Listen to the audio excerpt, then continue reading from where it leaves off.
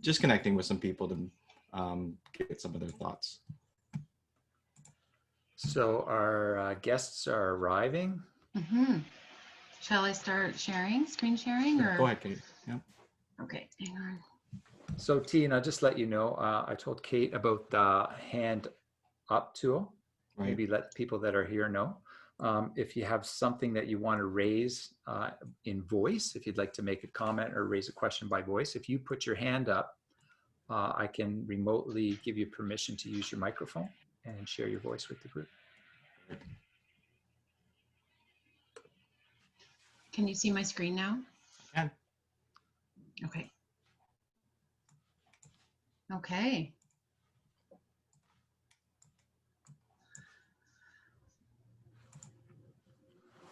So then if, well, I guess we'll just get started. Did you say Kay Dargats? Is that Yeah. the name? Yeah. Karen, Yes. you're now invited to Karen. be a panelist. If you'd like to, you can turn your camera on and your microphone.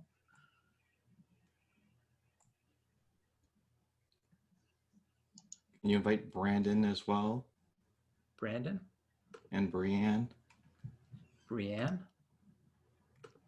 Brandon? Hi, Karen. Hi, Brianne. Is there anyone else that would like to join our panel? If you'd like to join the panel, this would give you access to microphone and camera. If you put your hand up, I can give you that permission. I can do that too. Lots of kids at Brianne's house too, it sounds like. she told me that she had 4 kids, so she was gonna do her best. There are 4 of them in the pool right now, so I apologize for the screaming. Oh, that's and okay. It's just me here, so I have to be here. That's We okay. get I live the same life, Bri. I will mute as often as possible. Okay, so welcome everybody back to, that was a quick break after discussing with Heather Wark about math talks and being productive about that. So welcome back. Yeah, thank you for joining Yes, us sorry. again, everyone. We're gonna get started. We will share our territorial acknowledgement again, just one more time. We're joining you today from the LKDSB, which is the traditional territory of the Chippewa, Potawatomi, Odawa, and Delaware nations.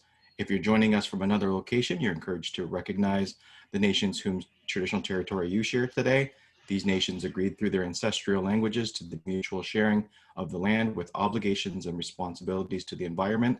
Today, these responsibilities and obligations extend to all people, which is, if you were a part of Gretchen and Sally's session this morning, which is amazing learning in terms of Indigenous ed. So we're excited to continue on with work today.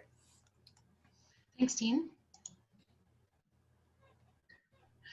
So Teen and I are here again. If you were just with us a little bit ago with Heather, I'm Kate Allison, and I'm an instructional coach with the board.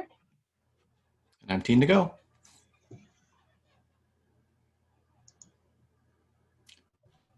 Just a reminder that live captioning is still available if you, or am I wrong? I'm sorry, we do not have live captioning.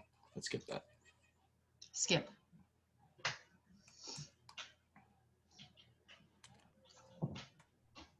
Okay. We thought that this might be a good place to begin our conversation today, and with an open question of what was something in today's presentation that sparked your interest? You can share in the chat if you'd like to join us in the discussion. Just raise your hand and we can add you to the panel as well. Yep, in the Q&A there is raise your hand feature, so that if you have that, then we can see you have something you would like to share. There was lots in the presentation today that we want to take away. I have some notes here, but I want to hear from other people too, because I feel like I do have a chance to say what I think. So it's good to hear from other people. Agreed.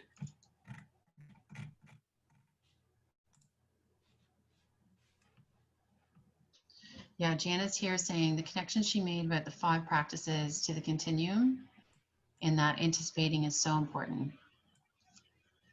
which is so true. I was reflecting on that same thing about the 5 practices and how she wove that so nicely with how to use that within the continuum, which is something that we're becoming really familiar with. And so this is a really great like next step now that we're feeling a little bit better about using that continuum, like how to do that. And I also tied it really nicely to number talks. Even though she didn't explicitly mention number talks, it's something that I feel more people on our board are getting to use. What do you think, team? Yeah, absolutely. I was thinking a lot about how these 5 practices totally change the math experience for kids.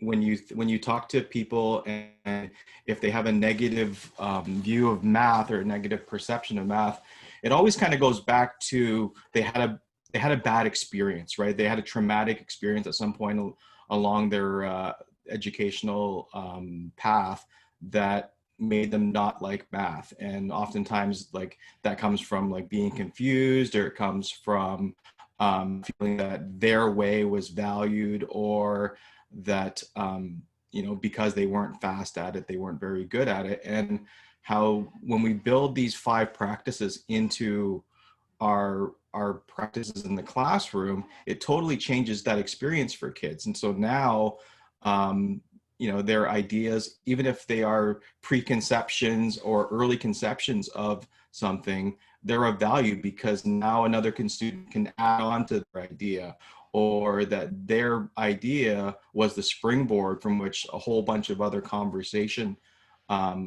was able to kind of go from, right? I think that's so important for improving what students think about math, because we know that your beliefs just have such a tremendous impact on ultimately your achievement in math.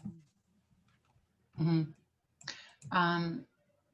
I clicked ahead there in the slides, but what you're saying really ties into what Joe Bowler talked about yesterday, also with that mathematical mindset. And it is interesting how what Heather talked about today and what she talked about yesterday is different and yet on the same path.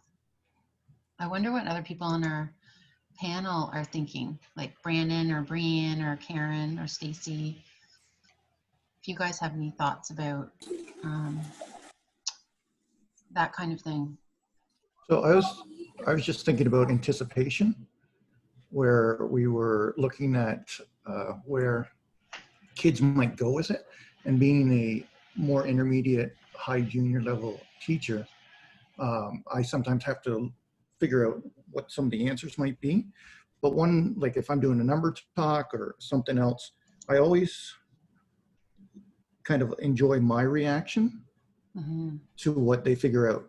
So for sometimes if I don't figure out the question, my sort of reaction gives them a little bit of a positive boost of, okay, well, I got Mr. Owen. And just that sort of, oh, okay, I realize what you are trying to say to me because it's clicked in my head. So to get that sort of modeling of, okay, Mr. Owen doesn't know it all. He's learned something from me. He sees what I'm thinking. And so you get that sort of, you don't always have to anticipate, so that you can have a natural sort of reaction and create that sort of positive sort of math experience for the student in relationship to that sort of step and, you know, that mindset about Joe Bowler.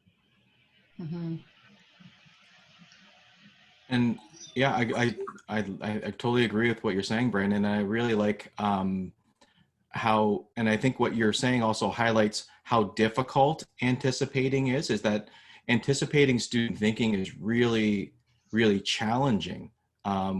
often what we think students are going to do isn't what they do. And this for me is an opportunity to really leverage the people around me, right? So if we can like unsilo ourselves by working with the same grade partner, or getting involved in math learning communities like we are doing here, is that, you know, when we sit down and look at student thinking together, we're much more likely to be able to anticipate accurately than if we have to do it only by ourselves. Mhm. I do understand what Brandon's saying, though, that that genuine reaction that you have when a student solves something in a really neat way, or something you haven't thought about, or surprised you because they've never done it before. And that brings, like, even to intermediate students, they get that little corner smile, like that they've beaten the teacher in some way or made them feel really good, you know. And I think it's nice to have those reactions as well. So I can understand anticipating, but then also, you know, just being genuine about what happens. Giving that positive reinforcement statement, saying, you know, great job working through that. Like, you might not have gotten the correct answer, but you're close. Your steps make sense. And, you know, great visualization, you know, just those positive reinforcements that don't always come with math. And I think that it's interesting that anticipate comes first, right? Is that so much of what we're going to do from that point forward is based on that part, because when we're anticipating, we also are anticipating those misconceptions that students will have. And then we're also thinking about, well, you know, how am I going to respond to that? So when I'm doing that next phase of monitoring, as I'm going around and I see that maybe students are off on, you know, a path that isn't going to get them to where they want to go, I might want to give them a little gentle nudge, right? I might say, have you thought about this? Or, you know, is this what you're meaning to show me here? Those types of questions can help guide students back to the path without giving them too much. We want to help them, you know, we want to help them, but we don't want to give them the answer. I think too, Teen, that, sorry, Kate, I think that some teachers, including myself, often skip that anticipation step when it is so important, and it's the leading block for all of those next steps as well. Yeah, thanks, Bree. And that's, I know that you know, over that's definitely true for me as well, is that I didn't spend enough time doing the math myself first to really anticipate what students were, you know, where the stumbling blocks or the roadblocks might be. I'll just chime in from the chat here. Chris is saying, taking the time to anticipate student responses helps when you are selecting and sequencing too, right? Which is step 3 and 4 in the 5 practices. So you don't have to do all your teacher thinking right on the spot. But then Janice said that she agrees with Bree. The difficulty is it's time consuming to anticipate and really think and reflect on your students on what you think that they're going to do. But as she says there, it's valuable, like Chris says, for the later 2 steps. It's worth the time, right? It's worth the prep. And kind of links to that anticipation part is something that we didn't get into in today's session, but is addressed also in the book, is that there actually kind of is a practice 0, which is identifying the goal or the objective. So thinking about the task itself and you know, what is it that I want students to learn and to know, and then also thinking of like, how do we go about that? What does the lesson, what does the design of that learning look like? And ensuring that we're using tasks that are rich enough that are going to allow us to go through all these 5 practices in a rigorous way. Now, there's something that just crossed my mind about, now that I'm looking at this image. Someone had in the chat asked if this book was available in our board, and Mary Lynn, I think, was the one that answered that question. And I think it was something like it wasn't bought for our board or each school. I think it's kind of a site-by-site basis, whether you have it or not, but it could be something that you ask your administrator to buy if you're willing to share it with others, or however that goes. But it is a great book. I've read it. So,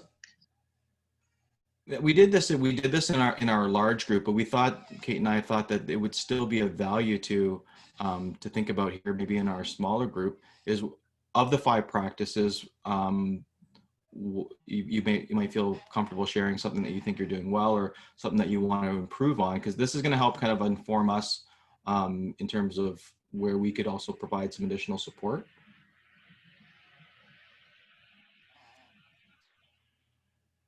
Mm-hmm.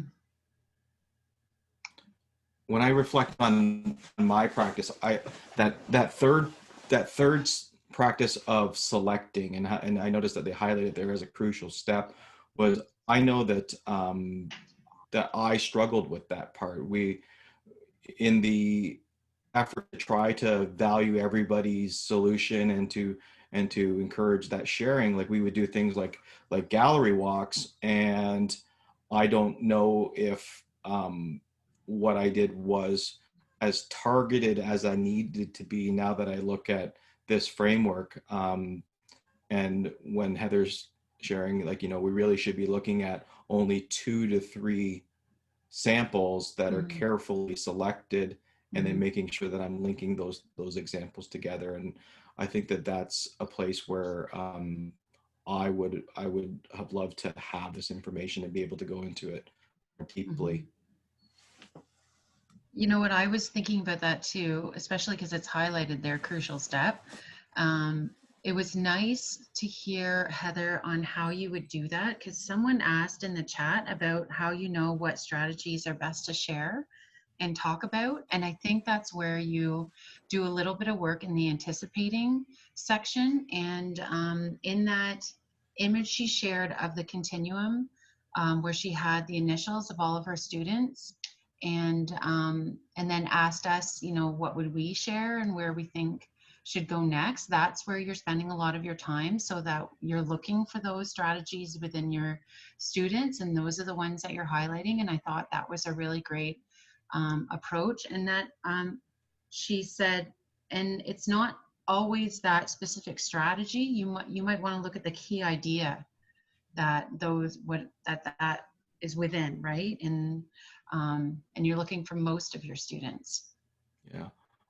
One of Heather's favorite answers when we ask her questions is, she says, it depends. And I think that also applies here, right? It depends on what it is your intent is. But it's really critical to have that clear intent. Yeah, because you're right. It could be a strategy or it could be the key idea, but that's what you're figuring out in that anticipation stage. Right. I think one thing that I learned this last year with working with Tian in my classroom was, even though I think I'm a good question asking, I ask good questions to my students under monitoring. So I ask questions to students to get them back on track or think more deeply. I don't think I always articulate them clearly, or kind of I'm more times than not, it's surface level questions instead of kind of getting them to dig a little bit deeper. So I think I need to work on my kind of sentence structure a little bit more, and to get deeper with my kids on, what they're thinking, how they put it together. And then, yeah,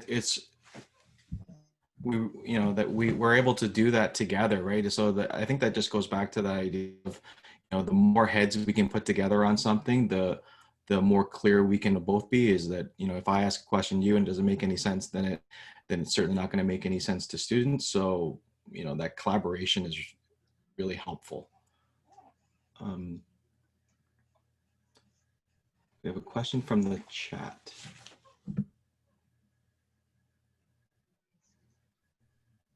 Just some points from the chat. So conversation that Stacy thought it was good tip too was to look at where your students are on the continuum, and then you know where to go in order to get them closer to that key idea.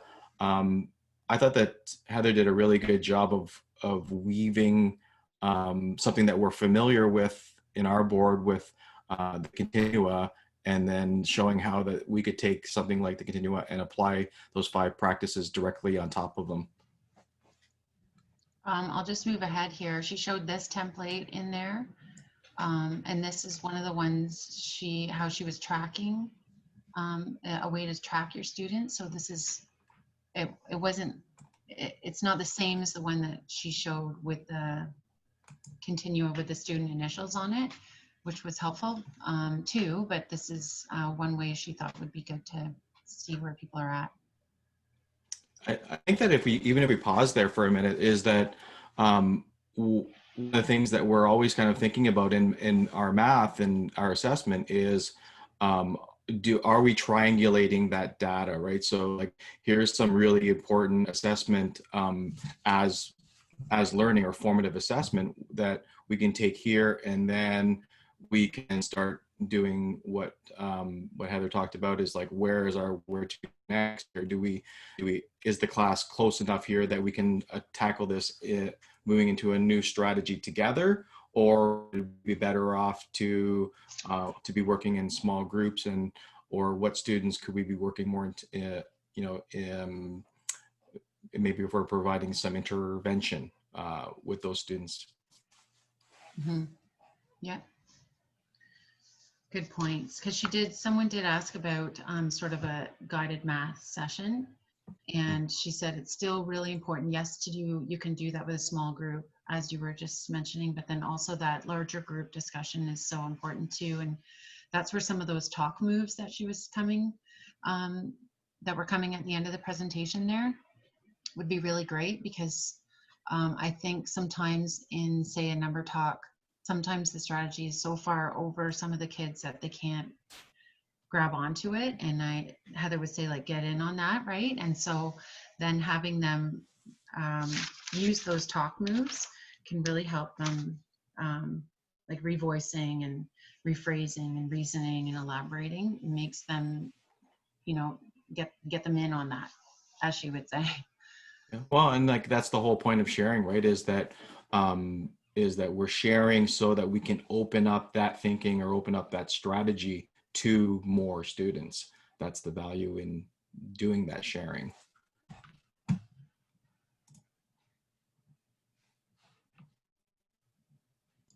And Stacy was asking, do you tend to split up students into smaller groups to work on certain strategies?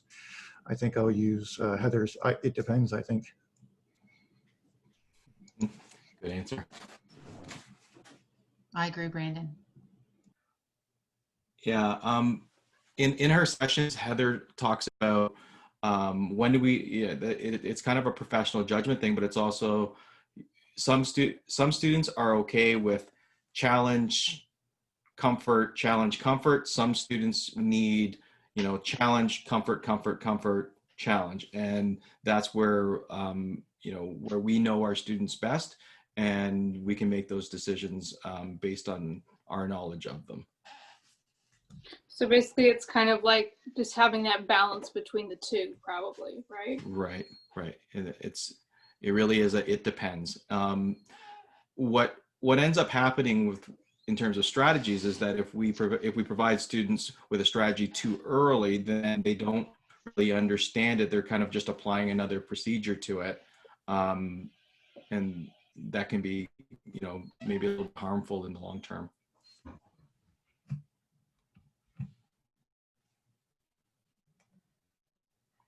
Any other thoughts on that monitoring, or doing that monitoring on the continua?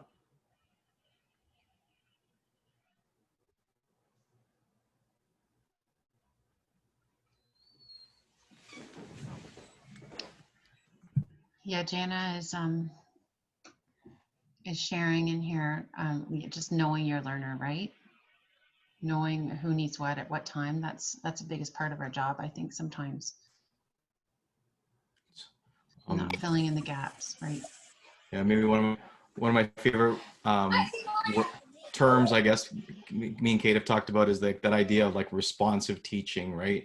And how this allows us to be more responsive to the kids that are in front of us. And so that learning isn't just for, you know, a certain group of kids in your class, learning becomes for everybody that's there.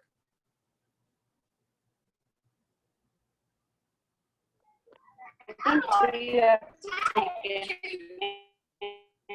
into account that same idea, like what are you trying to get out of the math score that day? In terms of, you know, if some of those learners aren't necessarily giving in on it always, maybe you choose those strategies and you highlight those learners need for that at that time. That was a little broken up for me, Bree. I'll type it. Thank you. Mel brought up a point here where she talks about all students doing number talks together so that everyone is exposed to the same lesson, and then doing small group lessons based on their students' individual strengths and needs. I think the chart that Heather put together there, it makes a nice visual. It reminds me of like DRA tracking a little bit. Then you can easily see it, because sometimes the continuum can be a little hard to understand and follow. So if you're in one of the sections, then making a chart like that is certainly going to make your life a little bit easier and easier to make notes and get that sort of visual assessment from your students, and you can immediately see where you need to go next.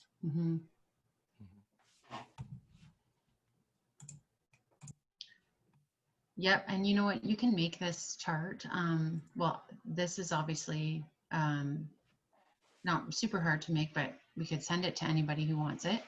But yeah, having some kind of tracking is definitely helpful when using the continuum and figuring out where your students are at and what they actually know. And you can track that, like if you do a number talk or like a written form of a problem, or using manipulatives. Like there's lots of ways to assess students, as we know.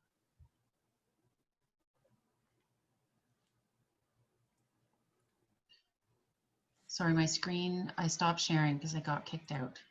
I'm not sure if there's enough time for me to start sharing again. I'm just looking at our points and wondering what are the other ones we thought we should mention.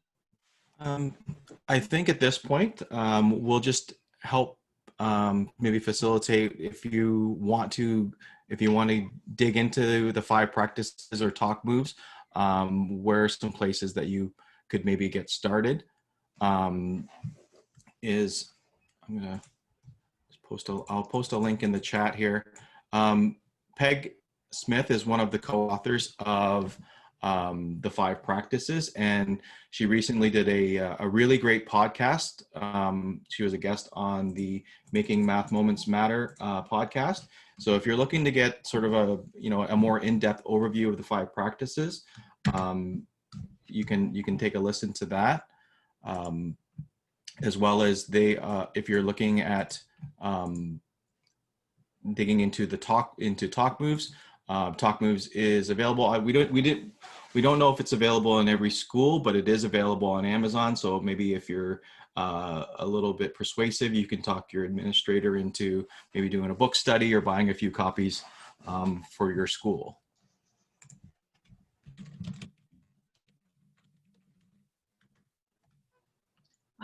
Mel saying here in the chat that she posts strategies right next to the number talk. So it helps kids use the language and as a reference for them when they're trying to explain their thinking or finding a strategy that they want to use.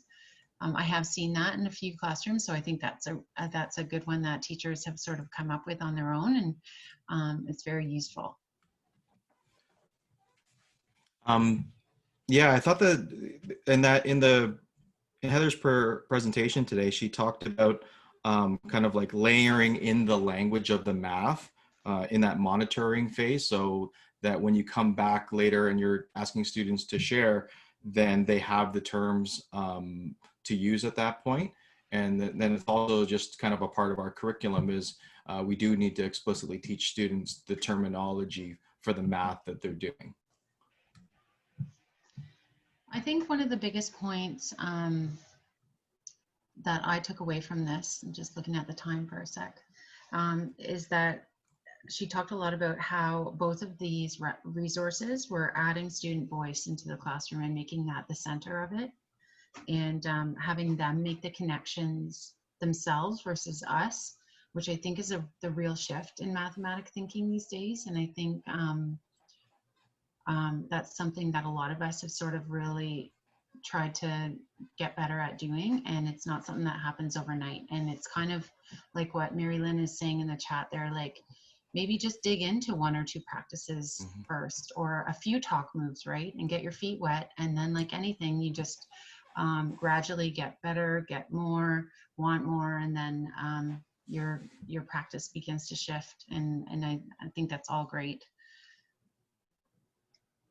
Agreed. I do And like, go ahead. sorry. Go ahead.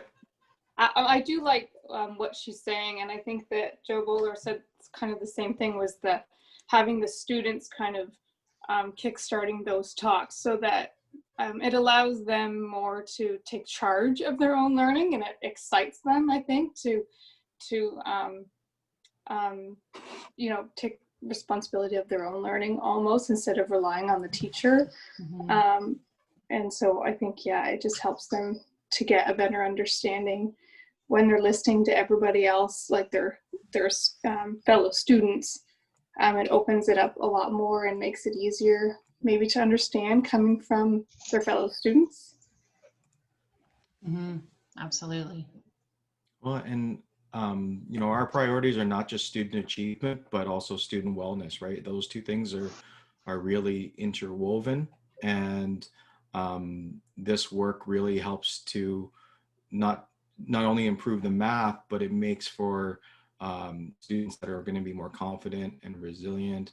And I just think that it's such great work to improve the experience for kids. Yeah, like within the classroom, I think that this way really helps their confidence in math, absolutely. And then it also kind of brings the class together, I think, a lot more too. Yeah, to make you it really a very do become a learning more community. positive environment. Yeah. Well, and it really actually plays into the curriculum's new strand, the social emotional strand, right? Like, so this is something that is a thing. It's not just, you know, what these women are talking about. It's actually a researched practice that we need to start using. So I think that it's something that we're all becoming used to. Yeah, like, I mean, I come from an EC background as well. So the social emotional piece starts at such a young age. And I think that it needs to keep going. You know, once they get to school, we need to keep making that a very important piece on their learning as they go through all of the grades. Agreed.